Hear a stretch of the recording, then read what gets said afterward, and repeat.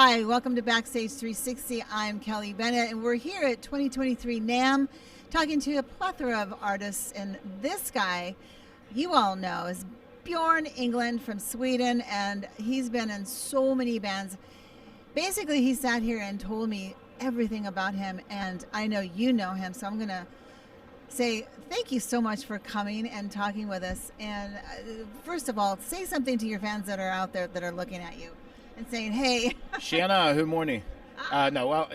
In English, how are you doing? It's great being here, and I'm excited for NAMM to kind of get back up and running a little bit more. I was here last year. It was nice. It was different. And, a little different this year. And I can't wait to, I haven't even stepped on the floor yet in there, so I can't wait to see people and see what it's like. So you've been in so many bands. Let's start. You came from Sweden 30 years ago or so and started in the music industry, obviously before that, but you called, as soon as you said that you walked out into the LA, this was home for you.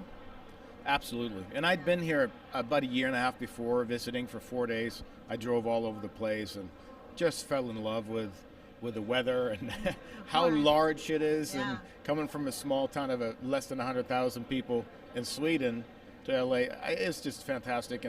And I felt right at home, no doubt about it, and met people right away with the same kind of mentality and musicians around the same age. So it was easy. And the bands that you started playing with, let's go there. Let's name some of them, and what were you doing? Well, about a year and a half after moving here, somebody threw. I was working at the night shift at a gym, 24-hour gym, and a friend of mine came in and threw the entertainment guide, LA Weekly, on the desk and said, "Listen, Quiet Riot's looking for a bass player." And I said, "Well, that band's been kind of diluted out of a lot of the original members." So I said, "Who's in the band now?"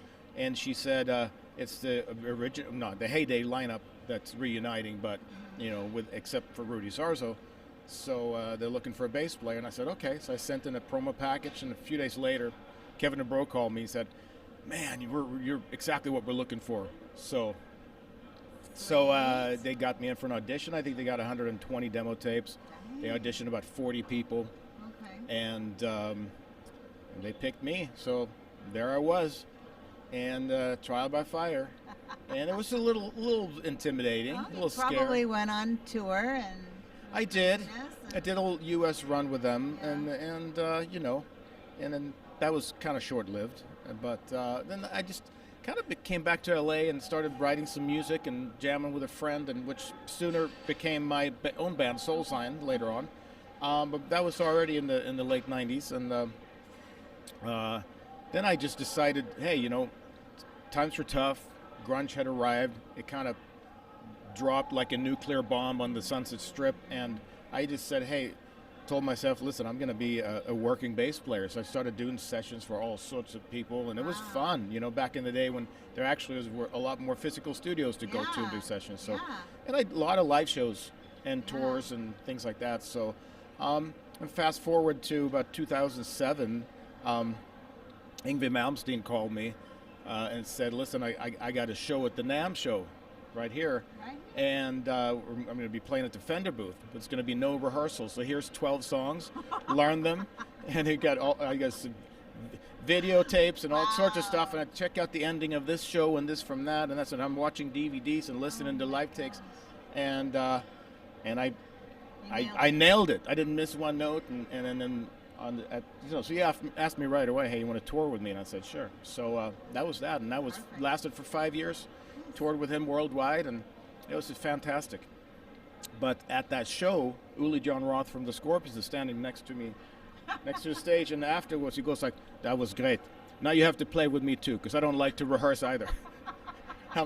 He's hilarious, and that was wonderful, and it was so flattering because he really liked my playing, and I played with him, for a few years. You do a very nice impression of him too, by the way. Yeah, thank you.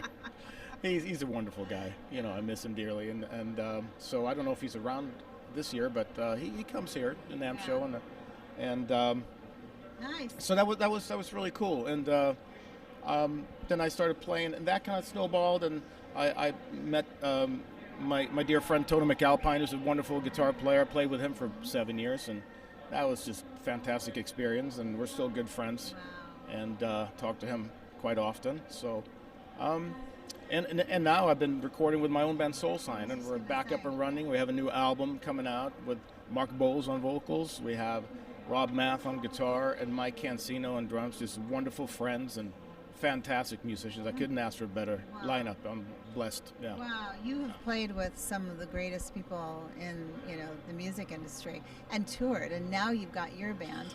And so now you guys are creating music. Let's talk about some of that. What would you say is your, I know it's genre rock, but explain to me a little bit more about the songs and the type of music that you're creating. You'd have to hear it. I would say it's, I wish I'd had some of the new stuff released, but it's kind of a mix of classic and modern rock, I would say.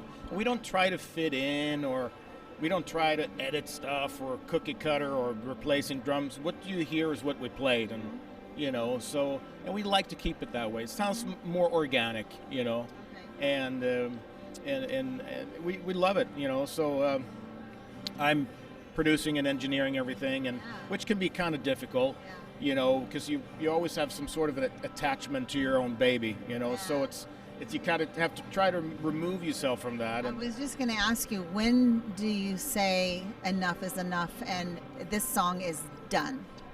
Because you're always going back and fixing it, right? Yeah, you hear new things, which is a good thing when you have more time to remix, when you don't have a release date, but it's also, pressure is good because you get stuff done. Because you can keep mixing and remixing forever. You may not get you get a different version, but it's not necessarily going to be much better. You can go like, oh, I'm going to fix the snare drum on this. I'm going to lower the bass on this. I'm going to raise the vocals on this one. You can keep going forever. Once you have a mix I think when you feel the song and the song moves you, I think that's a sign that you have a pretty good mix too. Okay. Yeah, that's a good way to look at it, I think, a lot of times. Okay, and your album is in the works and it's going to be dropped pretty soon, maybe? I hope so. Okay. As soon as we have a label, we've been talking to some labels, and the industry's been very kind of turmoilish, where a lot of labels don't have big budgets, which I understand. So it's a little tough situation, and you can do self-release.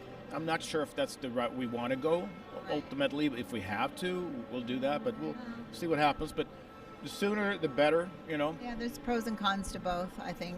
Absolutely. Yeah, absolutely. So let's talk about some of your songs. What is one of your favorites? I would say A Desert Fire, and now I'm just revealing the title of the record. A lot of people don't know that, Desert Fire. We won't say anything, I promise.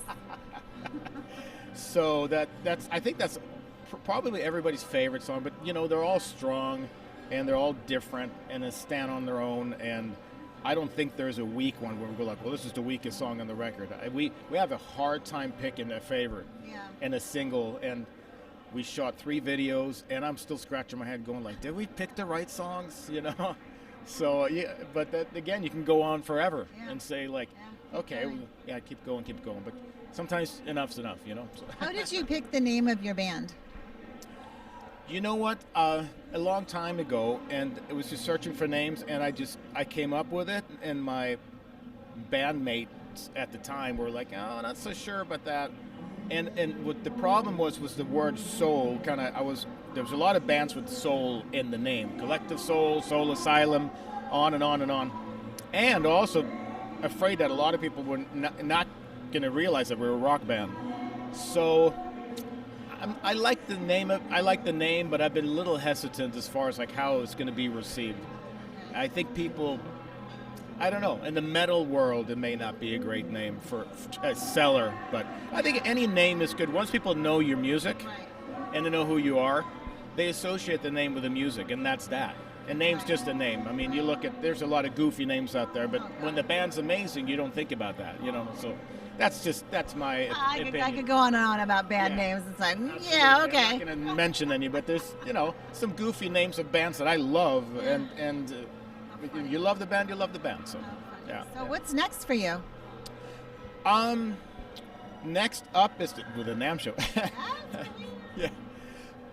Getting our record out is up next for me. I'm doing also a Rock for Ronnie. I've been with the Dio band for the last 11 years. It's been wonderful. Nice. And we're doing once a year we do a charity show in Encino, usually called Ride for Ronnie, where they do a motorcycle ride that starts up in Glendale, and we're skipping the ride this year. We just call it Rock for Ronnie, and it's going to be the Dear Disciples with a couple of substitutes because our singers can't make it this time, and.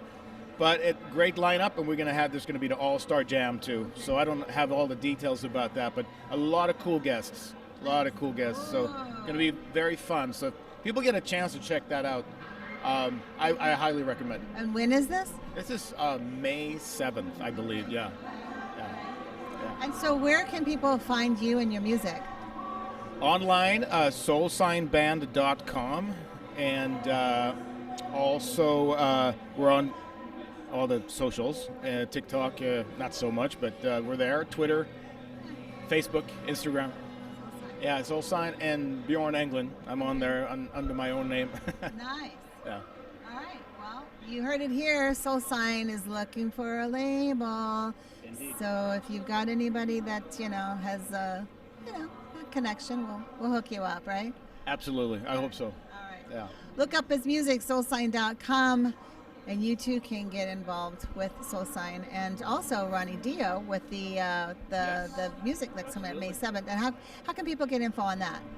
RonnieJamesDio.com or Dio Cancer Fund, or the socials, Facebook. Okay. Yeah. Fabulous. And there's ticket links on there. Okay, fabulous. Yeah.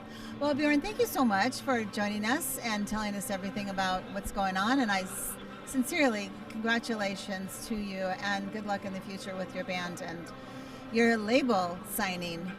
Thank you very much. You're welcome. All right, that's it here for Backstage 360. I'm Kelly Bennett. Thank you so much for watching.